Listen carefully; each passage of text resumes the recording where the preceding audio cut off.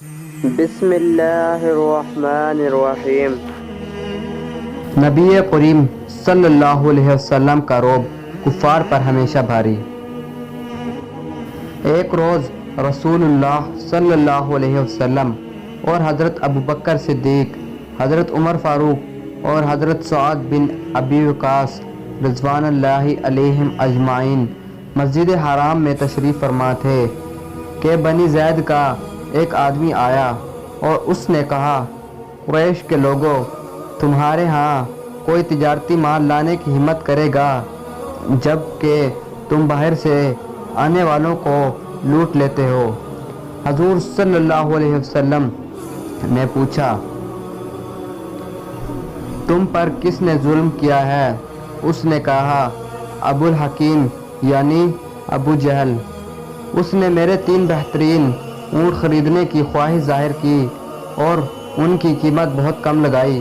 اب اس کے مقابلے میں کوئی شخص ان اونٹوں کو اس کی لگائی ہوئی قیمت سے زیادہ پر خریدنے کے لیے تیار نہیں ہے، اور اس قیمت پر فروخت کروں گا تو سخت نقصان اٹھاؤں گا۔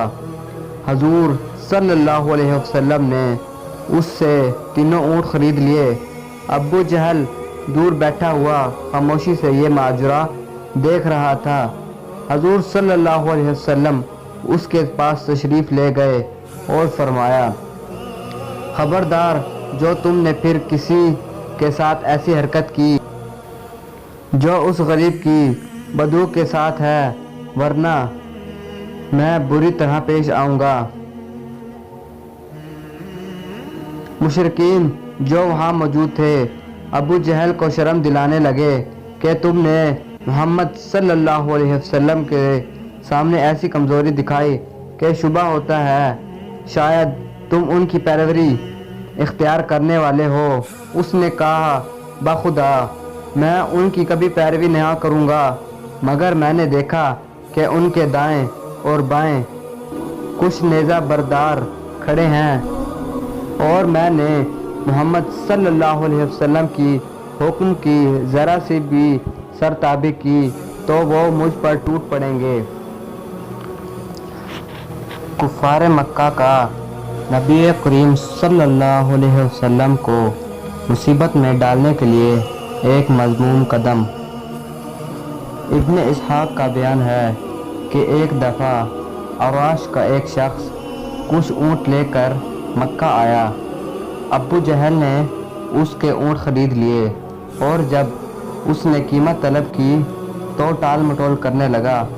عراشی نے تنگ آ کر ایک روز حرم کعبہ میں قریش کے سرداروں کو جا پکڑا اور مجمع عام میں فریاد شروع کر دی۔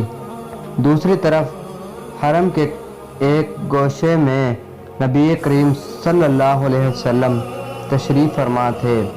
سرداران قریش نے اس شخص سے کہا، ہم کچھ نہیں کر سکتے، دیکھو وہ صاحب جو اس کونے میں بیٹھے ہیں، ان سے جا کر کہو وہ تم کو تمہارا روپیہ دلوا دیں گے۔ عراشی حضور صلی اللہ علیہ وسلم کی طرف چلا اور قریش کے سرداروں نے آپس میں کہا، آج لطف آئے گا۔